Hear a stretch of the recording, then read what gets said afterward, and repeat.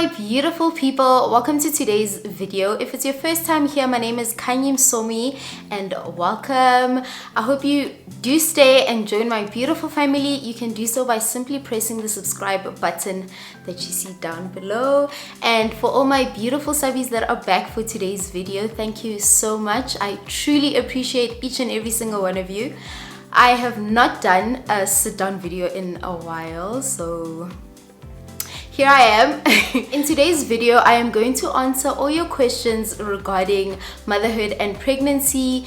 A couple of weeks ago, I asked my Instagram followers to send me some questions regarding motherhood and pregnancy, and I am answering those in today's video. So if that's anything you're interested in, please stay tuned, and without wasting any more of your time, let's get right into the video. Okay, so to give you guys a bit of context for people that are new to my channel, I have a son and he is 20 months old, so almost 2 years old.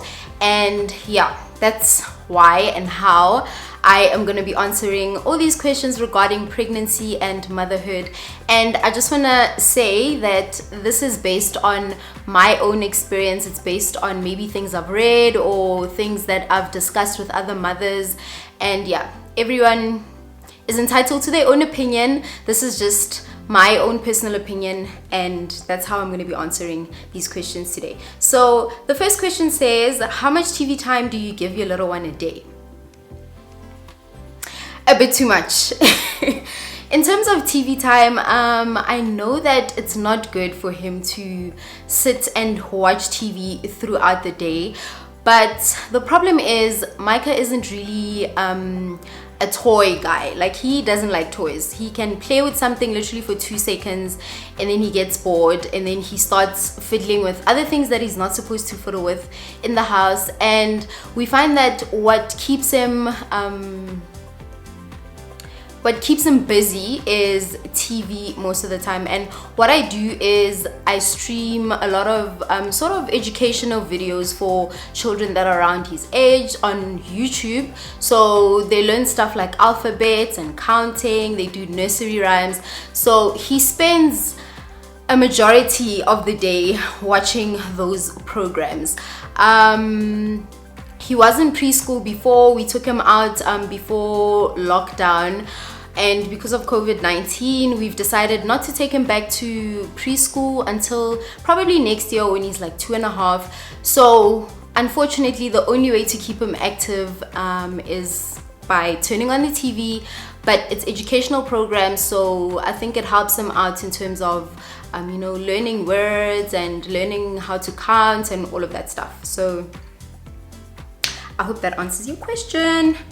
And then the next question says, how do you include veggies in your little one's food if he is a picky eater? Micah is definitely a picky eater. I've mentioned this in my videos before, and in terms of vegetables, what I do is I'll just mix it in whatever food he enjoys eating the most. He loves noodles, so most of the time he's eating noodles.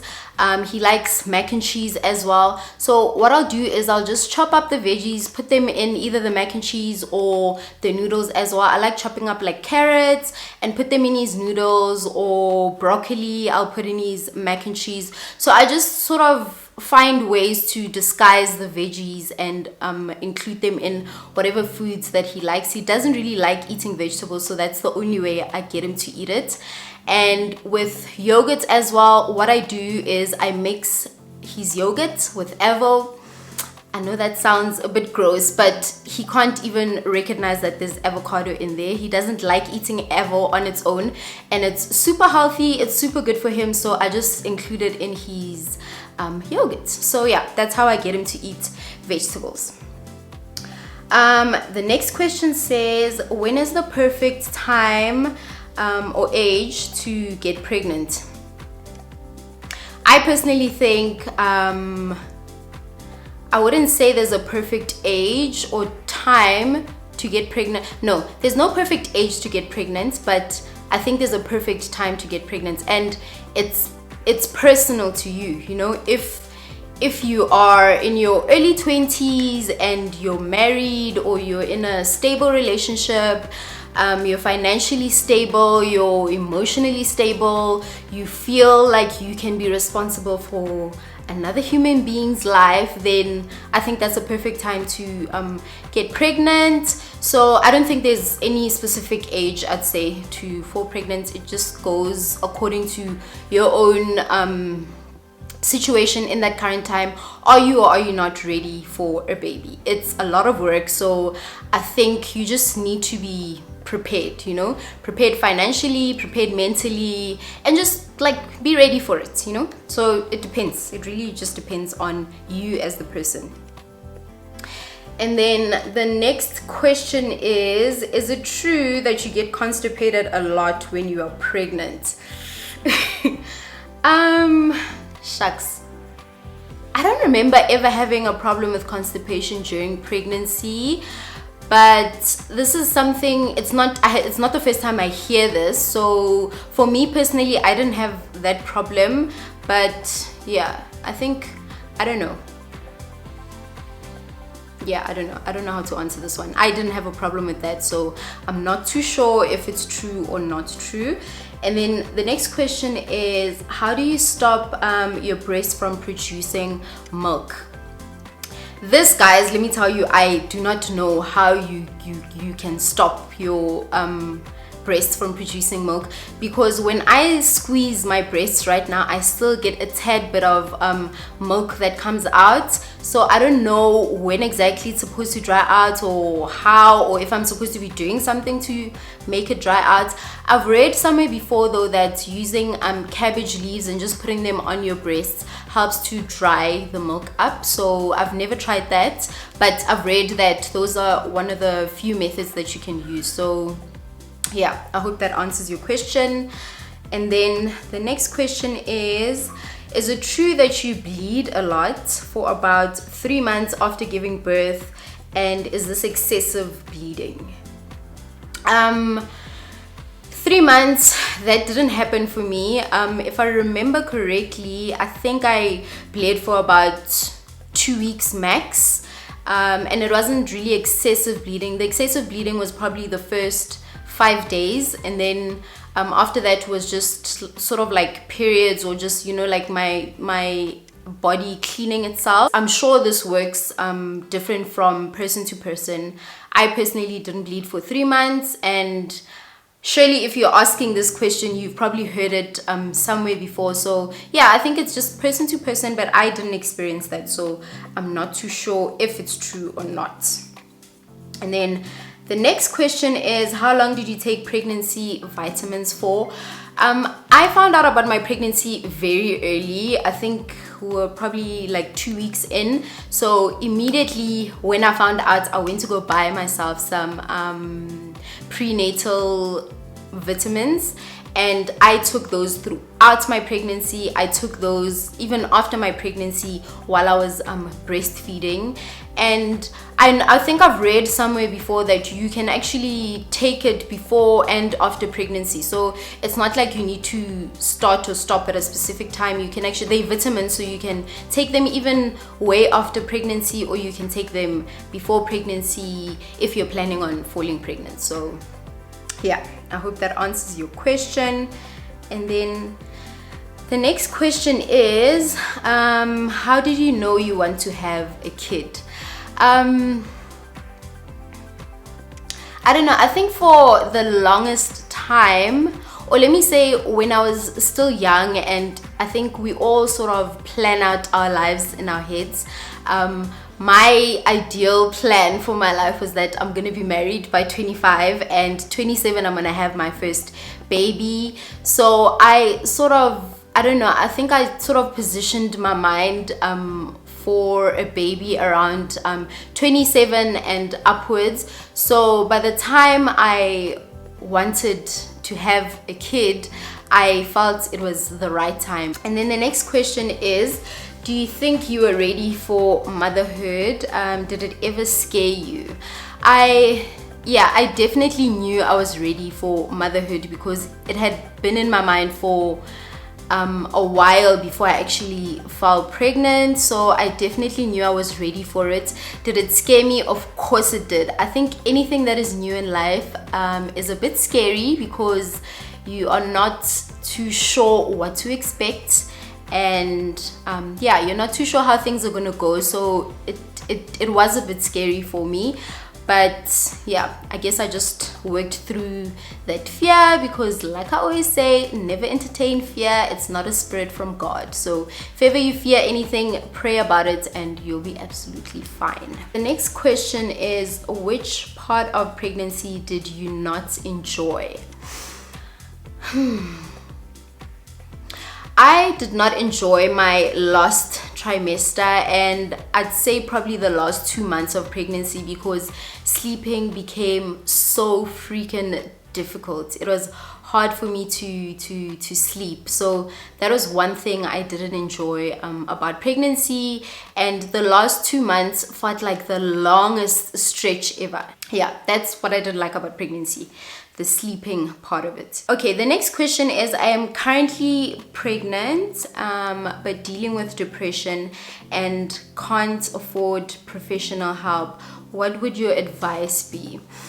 This is a really tough one. I'm so sorry you are going through that. I hope things are a bit better for you right now.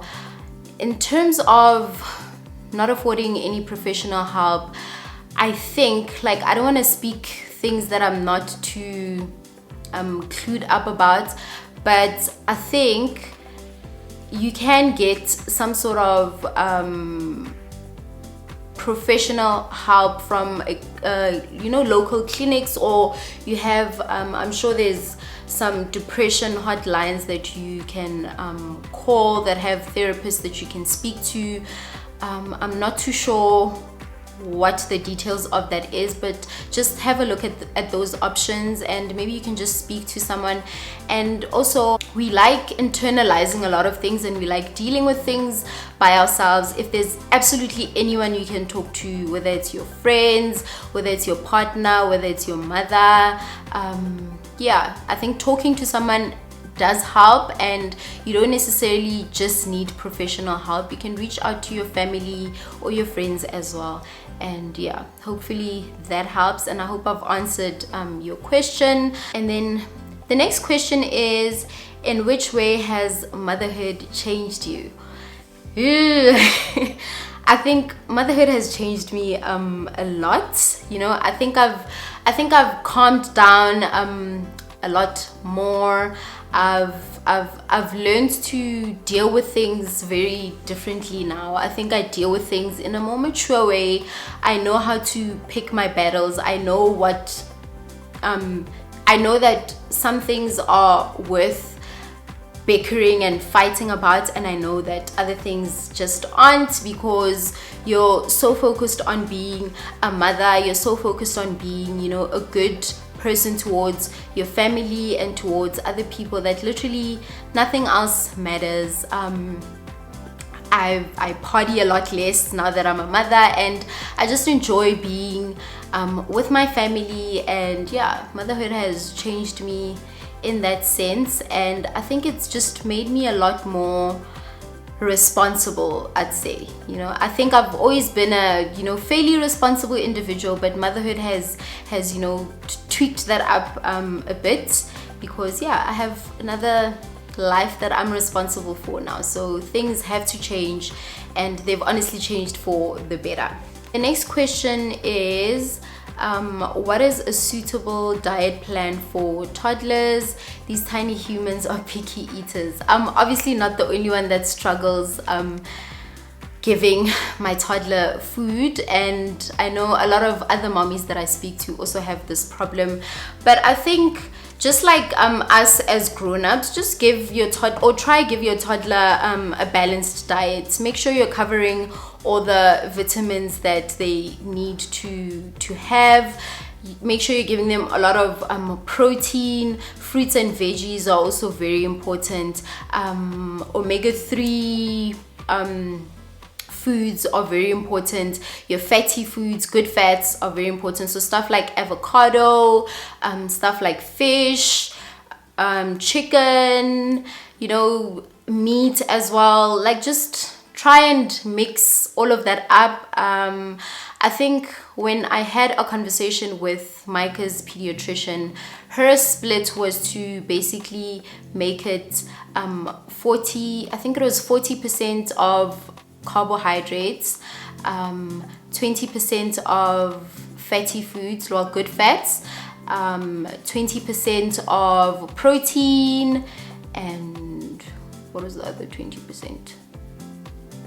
I think 20% of vitamins as well. So that's your veggies and all your fruits. So yeah, try and, you know, mix that up. And I know it's very difficult to give all of that stuff to a toddler, because if they are picky eaters, it's hard because you give them stuff and they just don't want. But try and I do a lot of I research a lot on YouTube videos of how to feed a picky eater, so that helps me out a lot. That's where I found tricks on how to get him to eat Evo. I mix it in his yogurt.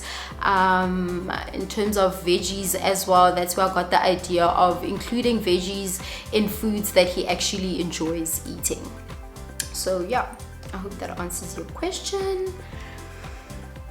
And then the next question is, are you already considering baby number 2? I feel like this is a very personal question, but I'm gonna answer it anyway. I am definitely considering baby number 2. I think as a family we are ready for that. I've always wanted a gap of about 2 years between my children. I initially wanted 4 kids, but I realized now that honey, it's a lot of work. So I think 2 is enough, and I'd obviously like a 2-year gap between my second child and Micah. So if I do the maths, now is the right time to, you know, consider baby number 2. So yeah, I'm definitely considering baby number 2, or ready for baby number 2. And then the next question is, what's the one thing you miss about being pregnant? I was actually thinking about this the other day.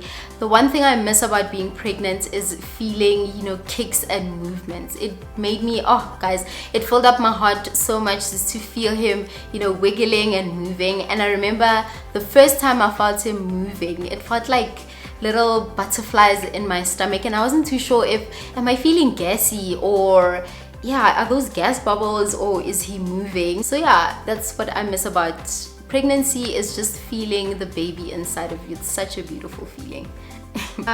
So I gave birth to twins 6 months ago. Oh, congratulations. I'm so obsessed with twins, guys. And I have diastasis, recti, and hernia. What would your advice be with dealing with that? Now, what diastasis recti is, so after you give birth, your muscles obviously spread, right, to give way for the baby to grow. And after you give birth, what happens to some people is that hole that's stretched in your abdominal muscle, so where your abs are, there's literally, it's like a hole that looks like this. So these are your abs, and then it creates a hole in the middle here. So that basically creates, that's what causes you to have a mommy tummy. If you've heard of like a mommy pooch, that's what causes it, because your abs have your ab muscles have split. And the way you can rectify this is, there are certain exercises that you can do. Just just go on YouTube and go on YouTube and search how to rectify diastasis recti, and there's certain exercises that you can do. And also, it's important to do research on this when you actually go back into exercising, because there's certain exercises that make the condition worse, like ab workouts that make the condition worse. I think running also makes the condition worse. So just do some research on it and how to sort of remedy that. And yeah, there's exercises you can do. In terms of a hernia, I'm not too clued up about that because I never experienced any hernias. But again, guys, I say YouTube has the answer to everything. You know, whatever you are looking for, you will find it on YouTube.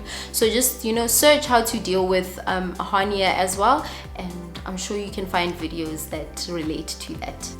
The next question is, did your vagina change after giving birth?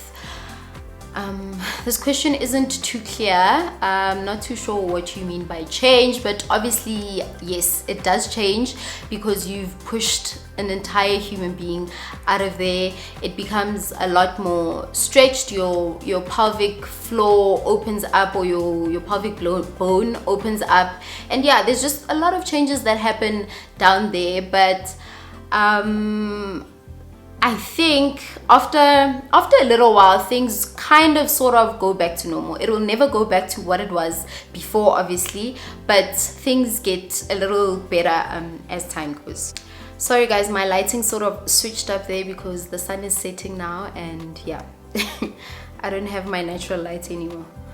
But moving on to the next question is, how do you handle people judging your parenting skills? Personally, I've never had a problem with this. I've never had anyone sort of judging my parenting skills, but I think if I was in that situation, it's whatever. Like, you know, if your judgment comes with absolutely like no reasoning behind it, like let's say maybe you explain how I can do something better, that's different from judging, right?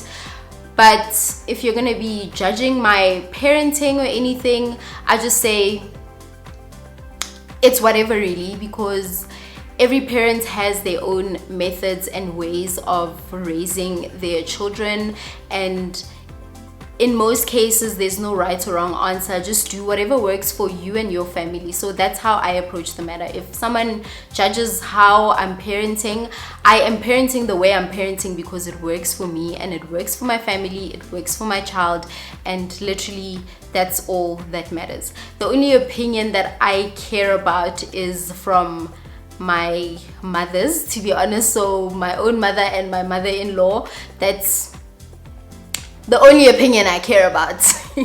You know, and yeah, well, my cousins and my aunts and whatnot, but yeah, anyone else from the outside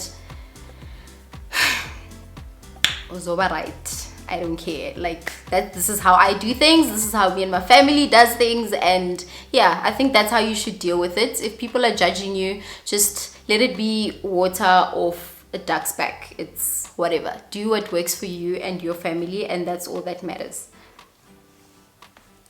And then the next question is, did you plan your pregnancy? Yes, I planned. Yes, we planned my pregnancy. Yeah, I think that pretty much answers the question. It was planned. It wasn't a surprise. It was something that we were both ready for, and yeah, we went for it. And it was obviously God's plan as well, because it happened. The next question is the pushing phase difficult? Does it take all your energy?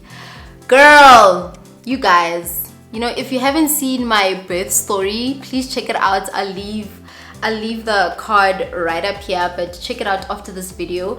I do explain how, for me, contractions were a lot more manageable than the pushing. For me, pushing was extremely difficult. It was so hard. But also pushing for me was hard because I think, because I'm a tiny person, so obviously I probably have a very small pelvis. And I remember my first appointment with my gynae, he had actually said that I might have to have a C-section because I have a very small frame. But I wasn't having that. I didn't want to have a C-section. I wanted to try and, you know, have natural birth. And if I wasn't able to have natural birth, then yeah, fine. I'd have a C-section. Not that there's anything wrong with C-sections, that was just my own personal preference. I wanted to experience giving birth naturally.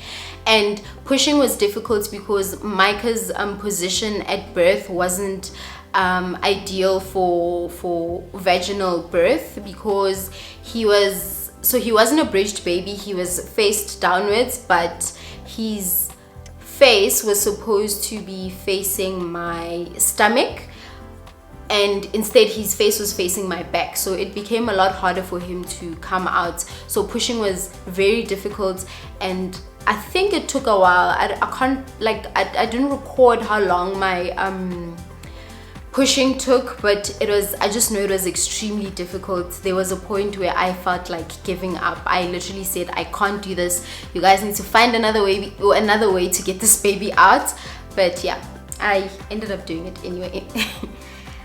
And part of that question was, does it take all your energy? It definitely does take all your energy. So for as much as you can control it, make sure you are well fed, make sure you are well rested the day you give birth, as much as you can control it, because yeah, you might not know, you actually don't know when exactly it's gonna happen, or you won't be able to control the time or situation in which it happens. But as much as you can, make sure that you are energized, make sure you are well fed, make sure you are well rested.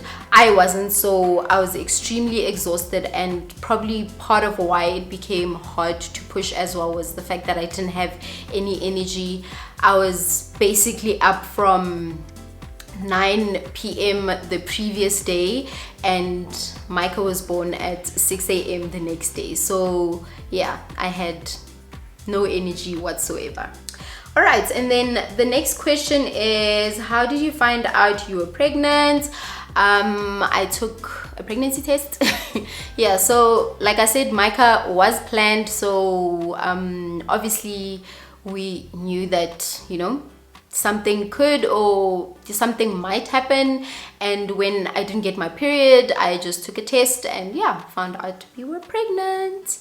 And then the next question is quality expensive products better than your average drugstore products, like breast pumps, for example? Okay, so if you're asking in terms of things like breast pumps, I'd honestly say invest in a proper breast pump from the beginning. This was a mistake that I made. The first breast pump that I was using was inexpensive drugstore pump, and it was just how to use. It wouldn't draw as much milk as I needed, and it was a one pump, like it pumped one boob at a time basically. And yeah, that just made everything a lot more difficult. And when you are pumping or breastfeeding, your other boob tends to leak as well. So it's better if you can have a breast pump that has two pumps that can pump both breasts at the same time. So yeah, then you get a lot more milk, obviously. And the stronger the breast pump is, the better your milk supply becomes, because your milk supply works as a supply and demand. So the more you feed your baby with your breast, the more milk you produce, and obviously the more you pump and the stronger you pump, the more milk you produce. So as soon as I changed from my drugstore pump to another pump, which was a lot more expensive, it was a pump by the brand called Midela, and it was a double pump, my milk supply increased a lot, and yeah, I could basically pump a lot more milk all at once than if I had one pump that is cheaper. So with stuff like breast pumps, with stuff like baby monitors, with basically I'd say the electronics, just invest in spending a lot of money on them, because if you're gonna have more children, you still have all those products anyway. It's gonna be tough buying it the first time, but you're gonna use it for all your other children as well, because it's quality products. But if the same question applies to stuff like, you know, like skincare products or baby care products. I think it just depends on how your baby reacts to whatever products you're giving them. It doesn't necessarily mean the more expensive stuff that you buy, the greater the product will be on your baby's skin, for example. So yeah, it absolutely depends on how your baby reacts to it. But with breast pumps, I stress this, just invest in a proper, you know, breast pump, and those are usually obviously a bit more expensive than the ordinary ones. And yeah, you can carry that on throughout your life and how many other children you have. And then the next question is, what did you do when you found out that you were expecting? I was so happy. I just remember dancing and, you know, being happy, smiling, and yeah, it was just a very exciting moment because we were planning for it. So yeah, I was very happy. And then how long did it take to heal? I'm not too sure what exactly, but I'm gonna guess you're talking about my vagina, because I did give natural birth. The healing process took, I'd say you need about 6 weeks. 6 weeks to be, yeah, 6 weeks to be, you know, properly healed. And I had a tear in my vagina that healed in, I think, about 2 weeks. It was properly healed, stitches were out in about 2 weeks. So it doesn't take that long, but I think 6 weeks is a safe number, I'd say. And then how was the first 3 months of postpartum? Was Micah an angel? The first 3 months, if I can remember, I'd say the first month was very, very, very difficult, because, you know, I was adjusting to being a new mommy. My entire family is also adjusting to having another child in the family. I think emotionally, for the first month, it was very difficult for me. I think I was literally knocking on the door of postpartum depression, but because I had so much support from my family, my mom was literally around us all the time. So having great support around me really helped with dealing with that. And I sort of didn't linger in depression, and I worked out of it quite quickly. So yeah, but then the first 3 months, I think, yeah, it was a bit of both, you know. It was nice and exciting and fun because there's a new baby, I'm a new mommy, I'm learning all of these new things, I'm bonding with my baby, you know, he's growing, he's developing, and he was such an angel child. Oh my gosh, he was such an angel child. I'm actually scared for the second one, because apparently your second one is the opposite of the first. So Micah was like the perfect baby. He wasn't fussy, he didn't cry too much, like he didn't cry all the time. I mean, obviously he cried, he was a baby, but yeah, he was an angel baby.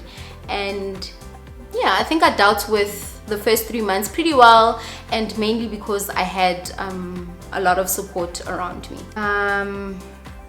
The next question is, when you were pregnant, what was that one thing you craved the most? I didn't have any cravings when I was pregnant, eh? I didn't have cravings, I didn't have morning sickness, I didn't have any of that stuff. So I didn't crave anything. I was just I was obviously eating a lot more, and I was eating a lot more junk, and I think that was, I just used pregnancy as an excuse to eat junk as well, to be honest. But I never had any cravings. What is the hardest thing about being a mother? I think the hardest thing about being a mother is dealing with mommy guilt. So it's very important to just remember that yes, you are a mother, but you're also yourself, you know. I'm also still khanyi. I still have the same or similar interests that I did before I was pregnant, and I still enjoy some of the same things that I did before I was pregnant. So yeah, I think dealing with mom guilt, because I have a lot of guilt when I step out, for example, and I leave Micah at home, or dealing with a lot of paranoia, like worrying, oh my gosh, what if this happens, what if that happens. That has to be the hardest thing for me about motherhood, just dealing with paranoia and dealing with mommy guilt, you know. And yeah, feeling like you're a bad mom because you're stepping out with your friends and you're not with your baby is something that I struggle with. So yeah, that's probably the most difficult thing about being a mother for me right now. What's your take on formula after baby has turned 1? I don't have a take. I honestly don't have a take. I always say, whatever you decide to do, you need to consult your baby's pediatrician. You know, those are the people that will give you the best advice.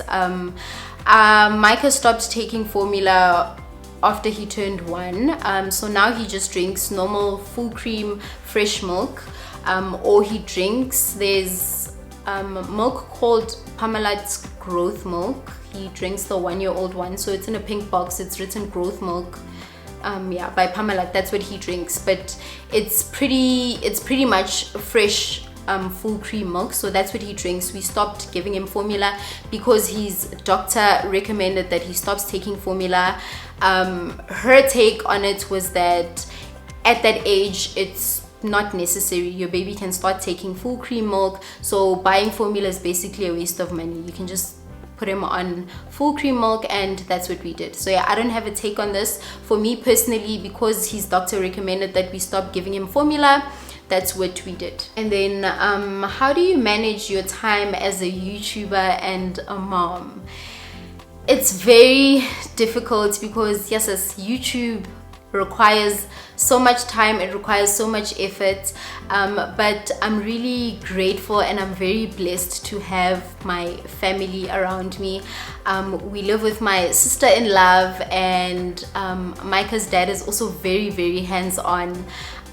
My mom sees us as much as she can. We haven't seen her since COVID-19, but she's usually here literally every single weekend, and we recently got a nanny as well. So I am blessed enough to have a lot of help around me. So it is difficult juggling the two, because if I want to obviously spend a majority of my time with Micah, but if I do that, then I sort of slack with uploading YouTube videos, or you know, editing and all of that stuff.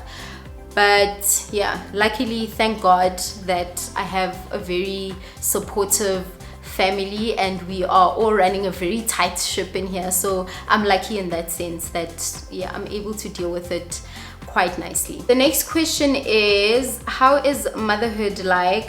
Are you not overwhelmed with everything?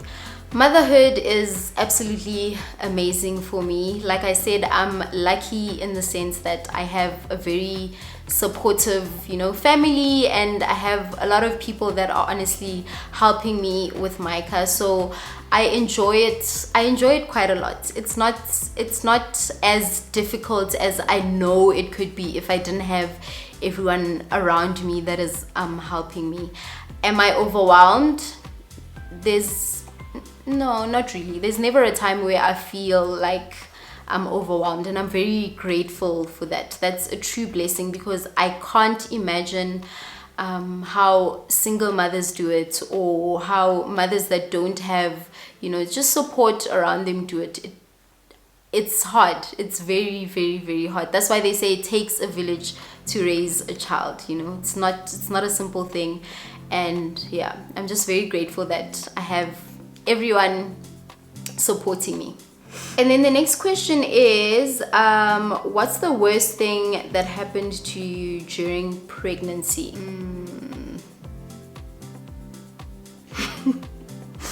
This is so difficult because it's a while ago. I can't actually remember the experience that much. I don't know. I think the worst thing was giving birth. Giving birth was hard. It was difficult, you know. that, yeah, that has to be the worst thing. Pushing the baby out had to be the worst thing, you know, that happened to me during pregnancy. I can't remember anything else that was hectic. And then the next question is, what changes did you start noticing in your body after giving birth? My stomach, you guys, my stomach was so black. I had a very bad case of hyperpigmentation, and then I had diastasis recti as well. So I still had that bulging mommy pooch, and my stomach was like really dark. It was black. That was the one thing that I, you know, noticed, and the one thing I felt very insecure about, the one thing I was worrying about a lot, and excess skin as well. Yeah, those three things, it was very difficult dealing with all of that. But the more exercises I did, the more products like tissue oil that I used on my stomach really helped to sort of remedy it a bit.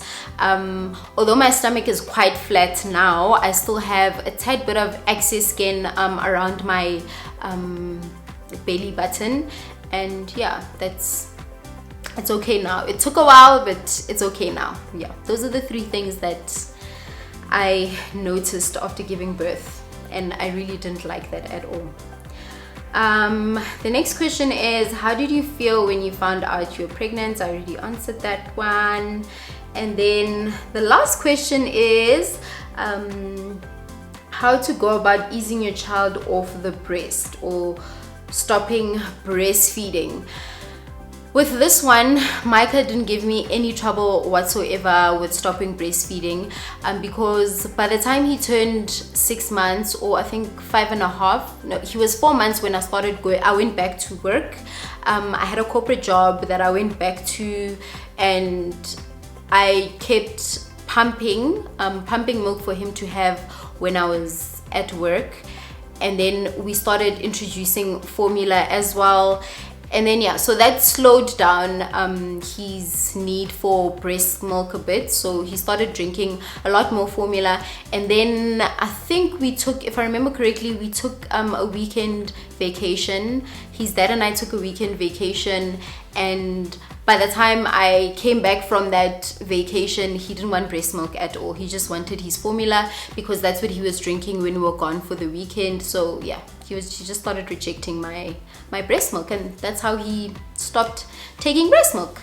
He, like I said, he wasn't a fussy baby at all. You know, he was such a pleasant baby, so that was very easy for us for me to wean him off the breast. But I'd say, yeah, my advice would be just to sort of do it slowly, you know, don't let it be cold turkey. Do it slowly, maybe not mix the breast milk and formula together. No, that's not what I mean. As in, give him both formula and breast milk, and maybe eventually your baby will start taking formula as well. And yeah, that's actually the last question that I just answered. I'm so sorry for this lighting difference. The sun was out a couple of minutes ago, and the sun has set now. That's why you see some lighting change in the video. But anyway, that doesn't matter. I hope I've answered all your questions in the best possible way. And for anyone that didn't ask me any question on Instagram, I hope I've answered it in this video. And thank you so much for tuning in, you guys. I hope you enjoyed it. I hope it was informative. I hope it gives you, you know, some clarity on motherhood and pregnancy. And I'll see you guys in my next video. Please do give this video a big thumbs up. Leave me some comments down below. Let me know how your experience as a mother, if you are, is, or your experience as a pregnant woman right now is, in the comment section down below. You know how much I love interacting with you guys, and I will see you over there. I hope you guys have a beautiful and blessed day.